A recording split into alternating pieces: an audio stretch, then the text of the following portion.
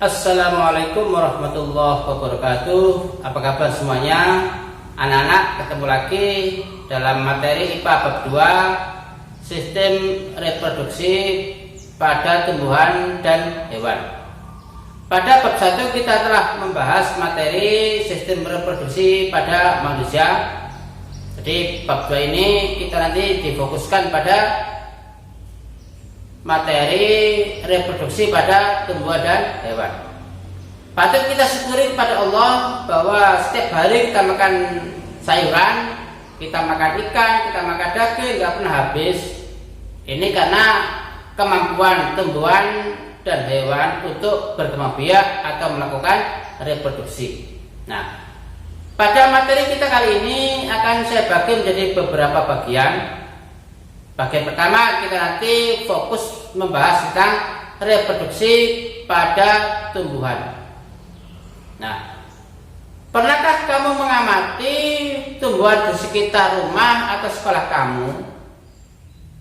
Bagaimanakah tumbuhan tersebut melakukan reproduksi atau berkembang biak?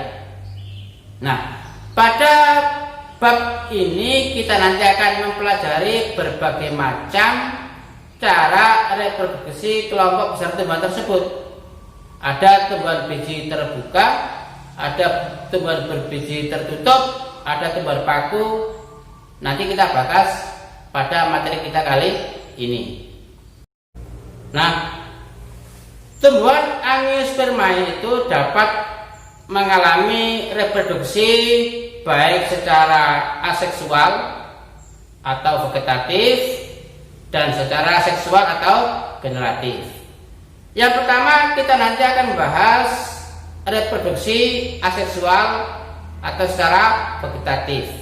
Bagaimana caranya tumbuhan bisa melakukan reproduksi aseksual atau vegetatif dengan menggunakan bagian tumbuhan, misalnya akar, batang, atau daun. Itu nanti yang akan dijadikan sebagai alat reproduksinya tanpa mengalami proses fertilisasi atau peleburan inti sperma dan sel telur. Itulah ciri khas dari reproduksi aseksual atau vegetatif atau tak kawin alami oleh tumbuhan berbiji tertutup. Nah, beberapa cara yang dilakukan oleh tumbuhan berbiji tertutup. Yang pertama, misalnya dengan menggunakan rizoma. Apa itu rizoma? Rizoma merupakan batang yang berada di dalam tanah. Batang itu nanti biasanya tumbuh tunas dan menjadi individu baru. Coba perhatikan gambar luas dan buku pada batang lengkuas berikut ini. Nah, pada buku tumbuh tunas, itulah nanti yang akan tumbuh menjadi individu baru. Nah, beberapa tumbuhan yang mampu berkembang biak atau bereproduksi dengan menggunakan rizoma, misalnya pada jahe, lengkuas, kunyit, temulawak dan sebagainya. Silakan cari yang lain. Itulah rizoma.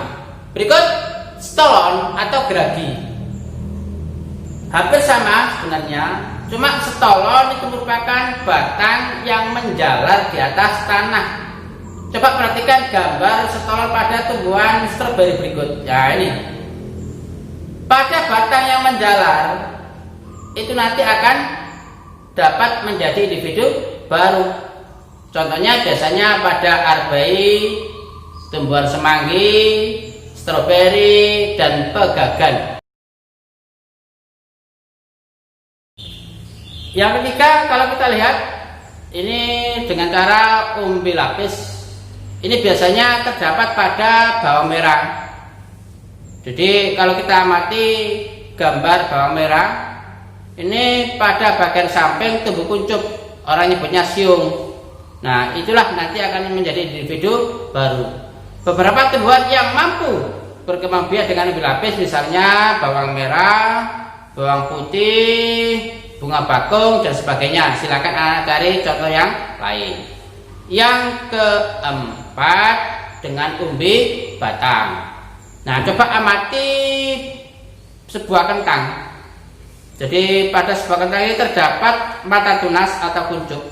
Ini pada kondisi tertentu akan tumbuh tunas baru. Nah, tunas baru itulah nanti yang akan menjadi individu baru. Ini misalnya pada ubi jalar dan kentang yang tadi, jadi kelompok umbian biasanya ini. Nah, yang kelima dengan kuncup adventif daun atau orang nyebutnya tunas adventif. Jadi tunas adventif itu tumbuhnya bermacam-macam, ada yang pada daun, ada yang pada akar. Nanti kita lihat pada beberapa contoh. Pada tumbuhan cocor bebek ini pada daunnya akan tumbuh tunas. Jadi karena pada tepi daun itu ada sel meristem yang senantiasa membelah. Nah, itu nanti tumbuh tunas menjadi individu baru. Itulah beberapa contoh cara reproduksi aseksual alami. Nah, pada bagian kita selanjutnya kita nanti akan membahas reproduksi aseksual dengan bantuan manusia. Misalnya untuk meningkatkan hasil perkebunan, manusia membuat cara. Kalau kita lihat pada tanaman jeruk, begitu masih muda sudah berbuah banyak, cepat berbuah. Itulah beberapa contoh, termasuk petani yang menanam singkong dalam area yang luas itu dengan menggunakan reproduksi aseksual buatan. Nah, apa saja termasuk reproduksi aseksual buatan? Misalnya mencangkok. Bagaimana cara mencangkok? Caranya dengan mengelupas kulit tanaman yang berkayu, diambil sampai kambiumnya, kemudian dibalut dengan sabut kelapa atau plastik, dibiarkan beberapa hari, maka akan tumbuh akar. Setelah tumbuh akar, kemudian dipotong, jadilah individu baru. Itu mencangkok. Yang kedua, merunduk. Merunduk dengan cara membenamkan tangkai tanaman ke tanah, sehingga bagian yang tertanam di dalam tanah itu nanti akan tumbuh akar dan dipisahkan dengan induknya. Ini misalnya pada tumbuhan alamanda. Yang ketiga, menyambung atau enten. Menyambung ini syaratnya harus tanaman yang sejenis dan berbeda sifat. Jadi kalau kita lihat sebuah terong, itu ada yang terong yang hijau, ada terong ungu dalam satu pohon. Ini hasil dari menyambung atau enten. Kita lihat lagi pada bunga bougainville, ada yang warna putih, warna merah dan sebagainya, itu juga hasil menyambung. Nah, yang keempat, menempel atau okulasi. Caranya bagaimana? Dengan menempelkan mata tunas yang ada pada kulit tanaman lain yang sejenis. Jadi syaratnya harus sejenis. Ini biasanya dilakukan oleh petani. Misalnya jeruknya rasanya kecut, ingin bagian yang lain rasanya manis, bagaimana? Dengan cara menempelkan mata tunas, ambil tunas dari jeruk yang rasanya manis, kemudian ditempelkan dan dibiarkan beberapa hari pada kondisi tertentu, maka tumbuh tunas. Nah, tunas itulah nanti akan berasa jeruk yang manis, itu menempel. Yang terakhir, stek. Stek itu dengan cara memotong bagian dari, jadi memotong bagian tanaman dan memisahkan dari induknya. Potongannya misalnya sekitar 10 cm. Kamu lihat misalnya pada ketela pohon itu, atau tebu, rumput gajah juga bisa, seruni juga bisa dengan cara stek.